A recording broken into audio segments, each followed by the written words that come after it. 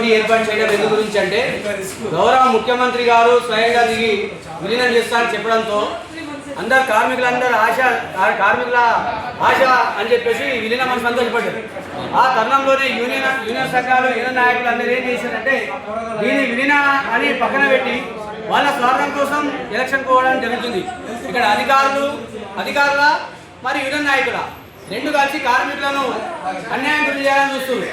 ఆ అన్యాయం గురి చేయడానికి చూసినందువలన ఈ యొక్క విలీన కమిటీ ఏం చేస్తుందంటే వీళ్ళందరినీ కలిపి మళ్ళా ఏ యూనియన్ అయితే ఎలక్షన్ కావాలని వెళ్తారో వాళ్ళని ఇక్కడ విలీన కమిటీ వల్ల మళ్ళీ వేరు చేస్తారు సార్, పక్క తీసేస్తారు వాళ్ళని.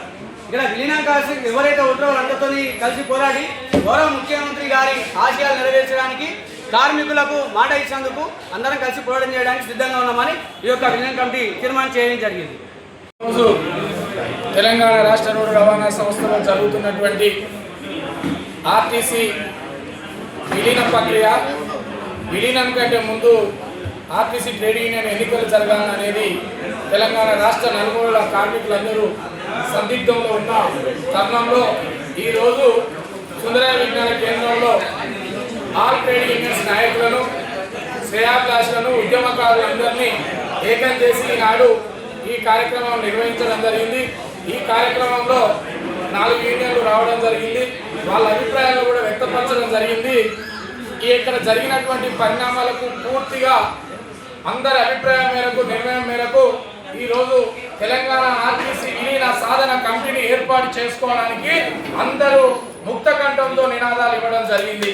వారి పేర్లను రేపో ఎల్లుండో ఈ 2 రోజులలో ప్రకటించడం జరుగుతుంది.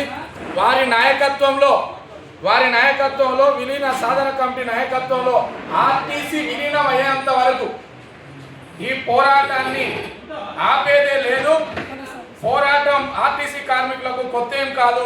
రానున్న తెలంగాణను సాధించుకోవడంలో ఎంత ప్రధాన భూమిక పోషించిందో ఈ విలీనం అయ్యేంత వరకు ఈ సాధన కమిటీ ముందుండి పనిచేస్తుందని, ఇక్కడికి రాని వాళ్ళు కూడా మరొకసారి ఆలోచన చేసి సాధన కమిటీలో పనిచేస్తూ విలీనం అయ్యేంత వరకు ప్రతి కార్మికుడు కదం తొక్కాల్సిన అవసరం ఉంది.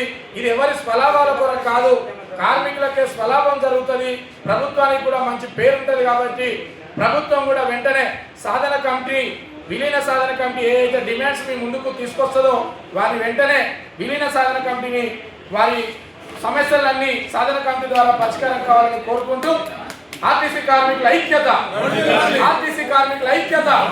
తెలంగాణ ఆర్టీసీ సాధన విలీన సాధన కమిటీ నాయకత్వం, జై ఆర్టీసీ.